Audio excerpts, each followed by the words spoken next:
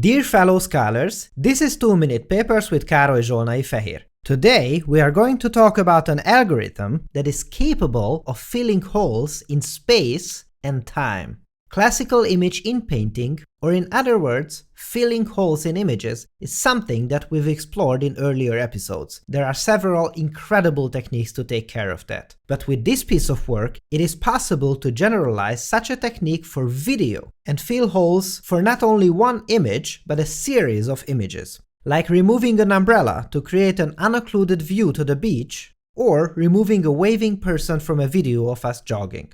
These results are truly incredible, and even though this method was published long ago, it still enjoys a great deal of reverence among computer graphics practitioners. Not only that, but this algorithm also serves the basis of the awesome content-aware fill feature in Adobe Photoshop CS5. In this problem formulation, we have to make sure that our solution has spatio-temporal consistency. What does this mean exactly? This means that holes can exist through space and time, so multiple frames of a video may be missing, or there may be regions that we wish to cut out not only for one image, but for the entirety of the video. The filled-in regions have to be consistent with their surroundings if they are looked at as an image, but there also has to be a consistency across the time domain, otherwise we would see a disturbing flickering effect in the results. It is a really challenging problem indeed, because there are more constraints that we have to adhere to. However, a key observation is that it is also easier because in return, we have access to more information that comes from the previous and next frames in the video. For instance, here you can see an example of retouching old footage by removing a huge pesky artifact.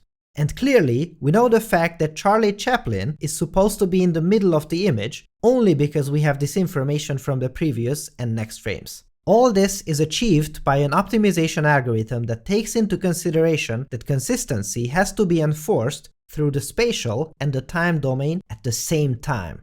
It can also be used to fill in completely missing frames of a video.